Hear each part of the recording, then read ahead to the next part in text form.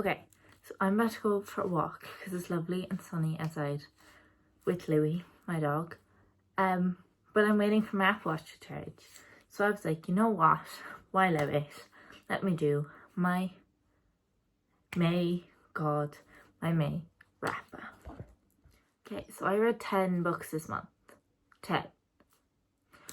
4 of which were graphic novels, but I'm counting them because I still read. Thank you very much. And I had 1 audiobook. Basically, I kept going into like mini slumps this like whole month. So take what you're taking, don't get upset. So the first one I read was Summer in the Sunset. Now this goddamn book was not what I was expecting. I saw like a few TikToks. I did see a load of TikToks from the author, and I was like, it's cute. It's like quite literally, she said rom-commy vibes in one of the slides. Then after I read it, because the ending was atrocious, I went and saw on her page that we know the ending. So I'm gonna spoil it. He dies. Fully unwarranted, he dies. He dies. Just let that sink in. I was expecting a cute, funny rom-com because I was in kind of a slump. Wasn't in the mood to read. And then I read about a dude dying. It was actually atrocious. So I went into another mini slump after that because he died. I actually can't remember what I gave this book. It'll be somewhere on the screen. I think I might have given it 3. Or I gave it 2 at the time, but I'm going to give it 3. But yeah, it was not a good book. Just like in the nicest ways. It wasn't a great book. And then he died. And I was like, no thanks. No, thank you. Next, I actually read one that was on my TBR. I know, shocking. But I actually read one that was on my TBR that was Puck Packed by Christina Grattan. It's here. Oh my god, this book is so cute. This is Single Dad, Arranged Marriage. I think that's all the tropes, but oh my god, it's so cute. She's adorable. When I say she, I mean the child. Adorable. I know her name. I forgot her name. This is her name, and it's spelt weird, but it's said normally. Oh, it's Juliana with a G. Something like that. Anyways, she was adorable. I loved the book. It was very cute. And I read this just before I went on holidays to Romania. So then on the plane to Romania, I started The Dixon Rule, which is the second book in the off-campus series. Campus Diary series, which is spin-off to the off-campus series. I don't know how to explain it, but it's Elle Kennedy, and I love Elle Kennedy, and I hated The Gram Effect, which is the first in this series. I read it last month? 2 months ago? I think it was 2 months ago. I could be wrong. Ah well. And that book, quite literally, took me 3 weeks to read. This one took me 2 days. This one, I started on the plane and then read it that night. And then the next day we did a tour. So it was of Brasov, Pele's Castle and the Bran Castle, which Bran is Dracula's castle. Anyways, we went on like a driving tour where we did loads of stuff. I have a TikTok of it. I might just put it here with no sound because it's very aesthetically pleasing, if I do say so myself. But yeah, we did that part of the trip, the 2 castles and the town. And before we even stopped on the way back, so it was basically a 4-hour journey broken up that one way, and then a 4-hour journey broken up that way, or it was like 3 and 3, something like that.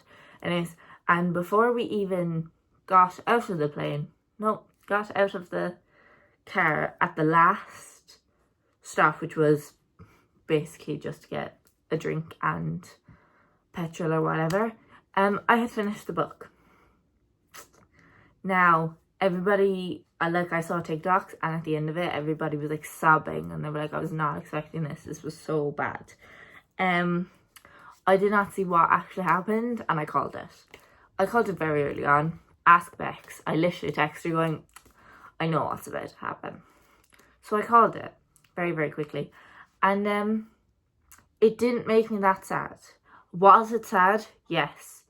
It was kind of like adorably sad, where I was like, so precious. But yeah, it wasn't heart-wrenchingly sad, because they compared it to Bo's death in the goal. No, the score. And that broke my heart. This, not so much. No offense, but this one was way better than the Graham Effect. Love this one way more. I will recommend this one, but you have to read Graham Effect first. If you're wondering why I'm pointing in this direction, it's on my shelf there. And when this copy comes into the works, I will be purchasing it. Yeah. Then after that, I read Ottoman Rush. So the Puck Pact, which I read before my holiday, is book 3 of the East Coast series by Kristen Graham. That's book 3. After the Dixon Room, I read book 2. So it has 3 books in the series, 3 first, 2 second, and I don't think I'm going to read 1 because it doesn't interest me. Sass. Anyways, this one, so good. Was not expecting it to be so good, and it was so good, it put me in a slump afterwards. Not the Dixon Rule, which was also good. This book. This 280 page book. It's more. I don't know how long it is. But I started this on our last day, and I finished it on the plane with 2 hours to spare. So then I was sitting, just bored out of my mind, not being able to sleep, on the plane. I was like, thank you. Thank you. So good. It was so good. So this one is about 3 people. It is about... I forgot their names. No. I found it. I had to go through reviews, but it's Jason, Courtney, and Celeste. Jason and Courtney got married. Celeste is their mutual best friend, but they also dated. It's like a whirlwind, but oh my god, it's so good. So like interesting to actually like read how those dynamics work, and like it was so like good, and like the scene of her like coming out, it was such like a good book. It was such a good book. It wasn't critically acclaimed. It was not 5 stars, but it was such a good book, and it was lovely. And I read it in, I want to say, a 17-hour span, including sleep. Don't know what that. 17 is probably mad. I'm gonna say a 20-hour span, including sleep. It was very little sleep, to be fair, but including sleep. So then I came home from holidays, was in a rush again. I was like, thanks. Couldn't really pick up any books. So I was like, you know what? I can read a book with an audiobook, because that's grand. So I got this audiobook last month, but I read Love, Theoretically. Now, I read Love on the Brain last month, and it was so good. I'm tempted to bump my rating purely because it was so good. Plot twist wise, I actually think that's my favourite one. That's the wrong side of my shelf, it's on that side. Anyways, I read this expecting it to be my favourite one, because quite literally I bought this one so much that I wanted to read it, so I had to go back and read this one and then read Love on the Brain. Then I read one of the shorts. No, I read half of one of the short stories of Love to Loathe You, and then I gave up. Anyways, this one. Now, the premise I really liked.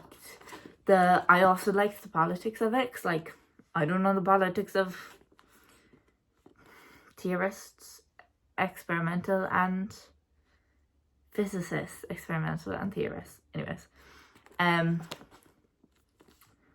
didn't know like, I knew because of Big Bang Theory, but, like, I didn't know. I liked getting to know that, but the plot twist flopped. In my last video, in my last wrap up, I quite literally said, Ali knows how to do a plot twist. She forgot about it. There was a plot twist in it, but it wasn't good, and I guessed it very, very early on.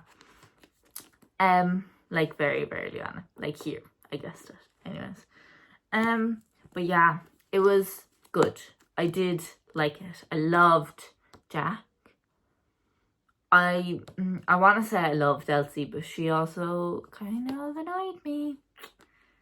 I loved his brother. I want his book, but, like, he can't really have a book. But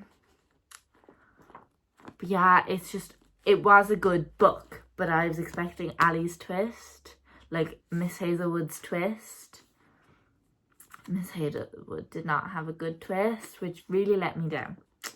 But her new book is coming out on June 11th, and have I already pre-ordered it? Yes. Is it coming in the mail in paperback on the 11th or 12th? Yes. So I'm very excited about that. And yeah, it flopped. It did. I think I gave this 3 stars. And I gave Love Hypothesis 3 stars. And I think I gave Love on the Brain 3 stars. But I'm changing that to 4 stars, because I actually think about that a lot. And I think about the girl. And when I say girl, I mean the child. There's not, like, a main child in the storyline, but there's a child in the storyline. She's amazing. She's the funniest child in the world. Anyways. So, I was slumping before I read this. Then after this, I did not get my Hazelwood twist. So I was like, kind of slumping again. So I was like, you know what? It's fast, quick and easy. And I was in Vibes and Scribes the day beforehand. And I was like, I said this to Jerry. Like, I was like, I really want to read a graphic novel, because I feel like they're so, like, pretty and they're so, like, interesting. But, like, I just never sit down and read them. But I had these at home and I never actually read them. So I sat down, started reading them. These are the Heartstopper novels, graphic novels. These are so cute. I also have watched the series, and I've watched the series multiple times. And the next season is coming out October 3rd. Which isn't okay. Like, look how pretty. Anyways, October 3rd is not okay. So I was like, I want to know what happens, because I want to know what happens. I really hope. So if you haven't read it, there's this ending scene. And that scene is in the book, but it never actually happens, and he changes his mind. I want the change of mind to happen, because the way it happens in the story is so good. You will only understand me if you've watched the series and read the books. Anyways, so I read this one day, and then I was like, you know what, I'm spacing them out. I think I waited until the next night, to be fair. I really tried to space them out, and I botched this out in like half an hour. I actually think this one might be my favourite, but this one is the end half of season 1. But yeah, I think this one was my favourite. They also keep getting more bigger, and I'm just like, calm down. Anyways, volume 2. I think I pretty much gave all these 4 stars, because I love Nick and Charlie. Anyways, then I was so astronomically bored that I want to say at 12 o'clock, I picked up this one. I will go into this in a second. And then I finished this at like 12:30, and I was done this by 1. Anyways. So this is book 3. This is the Paris trip in its like entirety. And I was gonna say we missed out on some of the stuff in the series, but I actually don't think we did. I think they were just done differently, which I preferred the series than this. So in a little spoiler, but in the series he meets his dad in Paris. In this one he doesn't. He just tries to and never does it. And I like the meeting him in Paris part.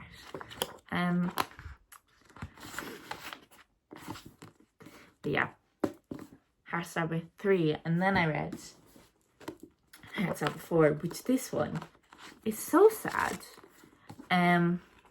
This is what the next series is gonna be, but so there's a scene like here that's in the series, but this isn't in the series, and neither is the rest of it.